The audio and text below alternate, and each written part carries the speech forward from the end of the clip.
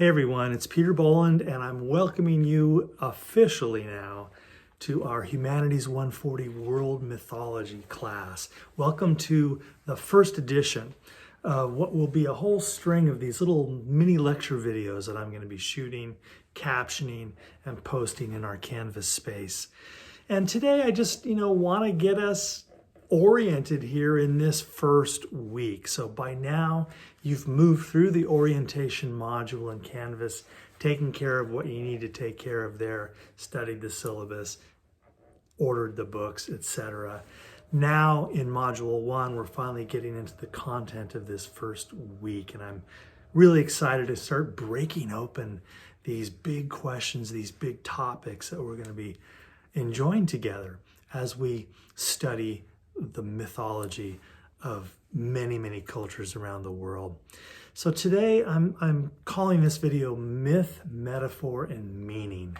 And I just want to sort of establish some of the core words and concepts that we're going to be using by just asking a few questions and thinking through them with you. So let's start with the obvious one. What is mythology? What is myth? And what is myth for? I think a simple way to put that would be to just say that myth is storytelling with a purpose. It's teaching stories. It's pedagogical stories, right? It's stories that are designed to impart wisdom or some information that people need. It's a culture's way of exploring questions about ultimate reality and human nature, our place in the cosmos, and our challenges, all the challenges that ring around us. It's a culture's way of exploring all that and then passing on its best wisdom about those questions to future generations, and using stories and very often images and rituals to convey that wisdom, to convey our best understanding to future generations, but in symbolic form, not in literal form. That's why you have all these fantastical stories about heroes' journeys and gods and goddesses and cosmic battles and magical transformations. It's all sort of fantasy-like. So clearly mythology is not to be read literally, but instead it is to be read symbolically or metaphorically. Now, the study of mythology itself has undergone some interesting evolution just recently, and by recently I mean in the last century or so, yeah? So it used to be, for a long time, mythology was regarded just as sort of nonsense, as primitive stories that pre-scientific people told about the world, and it was clearly sort of crude and didn't have much connection to reality. So for a lot of years, mythology was dismissed by intellectuals and scholars as sort of beneath them. But that changed really in the last century or so, thanks to a lot of interesting work that came primarily out of anthropology, but also out of the literary field. Figures like Joseph Campbell, most recently, who you'll recognize that name because that's one of the books I'm asking you to get. And one of his great mentors, the Swiss psychoanalyst and scholar Carl Jung. Jung, a student of Freud, who brought his brilliant mind to the study of world mythology. And here's what Jung discovered. As he read widely, like we're about to do, from the mythologies from all over the world, he began to notice that there were certain overwhelming common themes that kept popping up in very distant places that had no contact with each other or across the centuries. And so the question arose, how can we explain these similarities, these commonalities that are cropping up in these different cultures, in their mythologies, since it's easy to show these cultures had no contact with each other? the heck's going on here?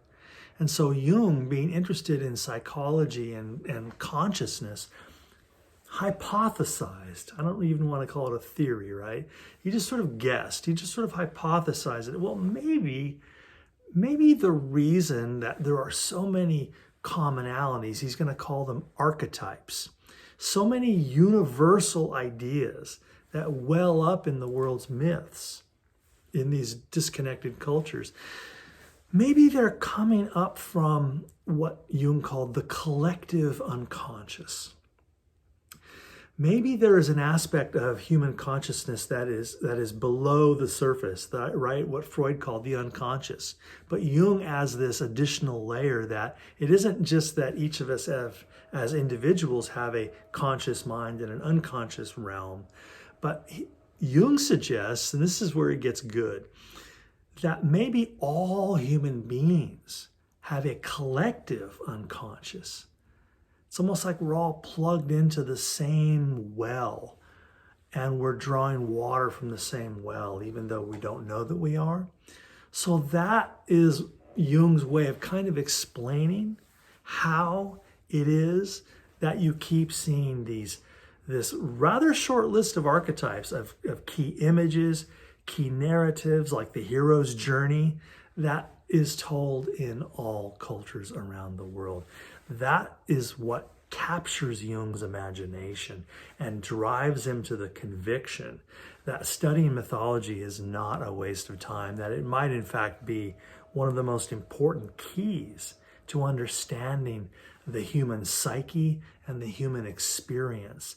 That mythology, if you read it metaphorically and symbolically, and you try to understand what the metaphor is really saying, then mythology gives you the best shot at getting down beneath the surface to those underlying universal archetypes that inform civilizations, that inform art, that religions are rooted in. Yeah, there's a rich connection too, isn't there, between religion and mythology. We'll explore that as we go further as well.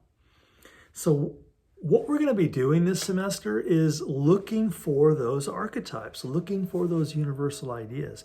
That's why our textbook, David Leaming's The World of Myth, is arranged the way it is.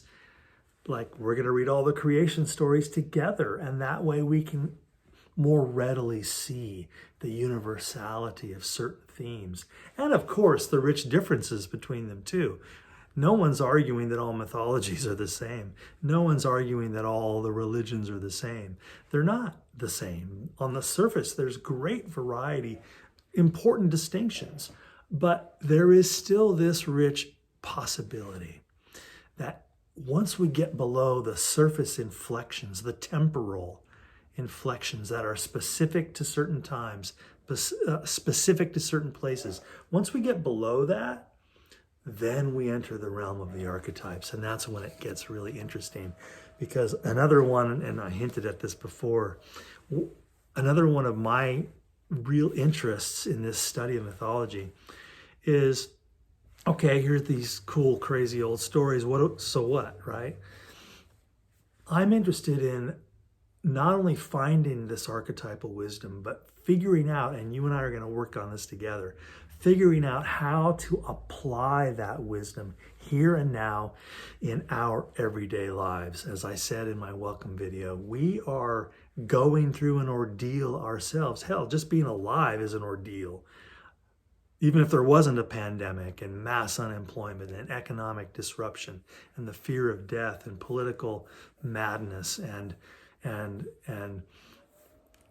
the wheels grinding of evolution and changing hearts and minds about racism and kind of trying to unpack and finally dismantle the old modes of thinking that are keeping us all down.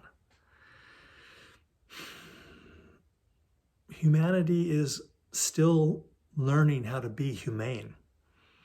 And maybe our study of mythology can be a really potent part of how you and I as individuals and as members of a society can move that evolution deeper and further. So key to reading mythology, though, for Campbell and for Jung and for many others and for us, is learning how to read it metaphorically. So let's talk about metaphor. I bet you know what that word means already from some English class, right? But we need to all have clarity about what the word metaphor means. It's going to be the key to this whole course, because I'm going to argue that we need to read mythology metaphorically. So what is a metaphor?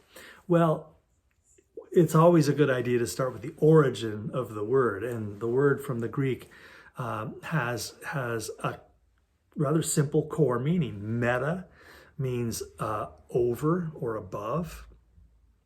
And pherein, P-H-E-R-E-I-N, means to bear or to carry, to carry or to bear. So metaphor means to take one familiar idea and carry it up over the top of an unfamiliar idea in order to make sense of and try and understand that unfamiliar idea. So again, we take a simple everyday idea and that we all immediately understand and lay that or carry that up over the top of an unfamiliar, mysterious, difficult to talk about idea. Let me give you an example. In Christianity, it's the norm to refer to God as the Father. Jesus does this in the Gospels, and that has become a tradition in the Christian faith, to call God Father. The Lord's Prayer, our Father who art in heaven, and all that. Okay. Well, that decision to call God Father is a metaphor. You take a very simple, ordinary, everyday idea, Father, everybody knows what a father is, and you lay it up over the top of a much more mysterious and hard to talk about idea, namely the mysterious cosmic source of all being and time. Ultimate reality. It's too hard to talk about. So let's just call it Dad. Let's just call it Father. And immediately we have a handle now. Now, it makes sense as a metaphor, because what Christians are trying to do is sort of suggest that ultimate reality has qualities that are kind of analogous to the qualities good fathers have.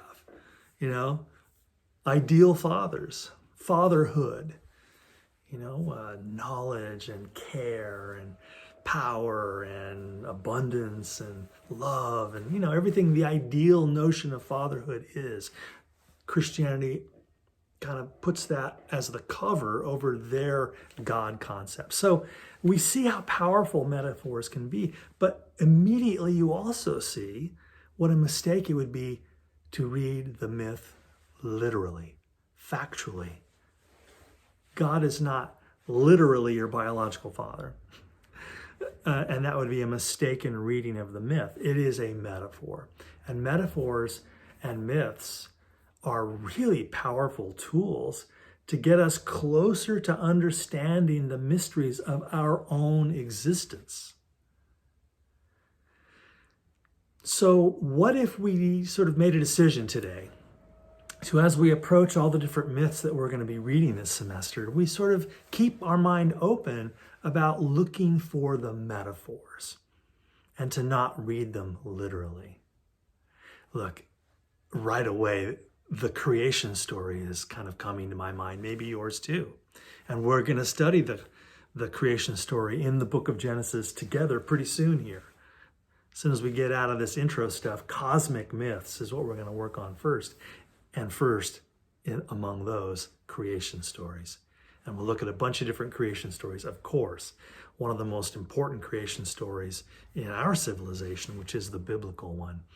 And some people read that story literally. They're called creationists, right? And a kind of modern word for that is intelligent design. And then there are a lot of other Christians and Jews who do not read Genesis literally. They think of it as an allegory or as a metaphor. So there's a wide range of interpretive stances, of course, among the Western religions regarding the creation story in Genesis. But let me wrap this video up with a quick quote from our friend Joseph Campbell here. We're going to be working on this book a lot this semester too, The Hero with 1,000 Faces. So I'm jumping toward the back of the book. It's not even a section I'm going to assign to you. It's on page 213, but I want to just leave you with this, that this is Joseph Campbell's read. This is his take on how to read myths, and should we read them metaphorically or literally.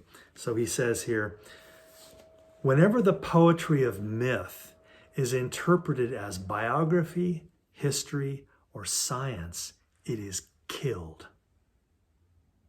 Whenever the poetry of myth is interpreted as biography, history, or science, it is killed. And then he goes on, it is never difficult to demonstrate that as science and history, mythology is absurd. When a civilization begins to interpret its mythology in this way, literally, the life goes out of it. So that's Campbell's position, you know. You don't have to agree with him, but that's going to be his take, that if you really want to wring every drop of power and meaning out of mythology, read it metaphorically. Look for what it is suggesting about the unseen energies and dynamics that drive our lives from behind the curtain. Look for what mythology is suggesting about that which cannot be known, that which cannot be spoken. It's easy to read myths metaphorically when they're not your own. But sometimes when they're the ones that we grew up with in our church or whatever, then it gets a little bit trickier. But these are some of the themes and threads that we're going to keep tracing as we go forward through these next weeks, these next modules. So continue to work through all the stuff in Module 1. Engage with what I'm asking you to engage with there. Stay active. And I'm going to see you many more times in videos like this one. I try to keep them under 20 minutes. So let's see if I can do that today. And I just want to tell you quickly about our next video. Video 2 is going to be about the 4 functions of myth. And that's a list that I'm extracting from some of Joseph Campbell's work. I think when we look at those 4 functions of myth, it's going to really help us build a toolkit that we can take forward with us as we begin to read the primary source that we're going to be reading. This class doesn't have a textbook, right? That textbook we have, Leaming's The World of Myth, is just an anthology of passages from the primary source texts, the myths themselves. So it's going to be up to you and I to kind of be the interpreters and try to give structure to this study. So thank you so much for engaging with me on this video.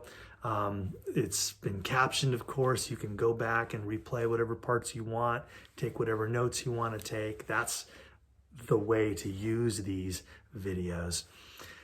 Pleasure to be here with you and to meet you all, and I'm excited about the work that we're going to be doing together.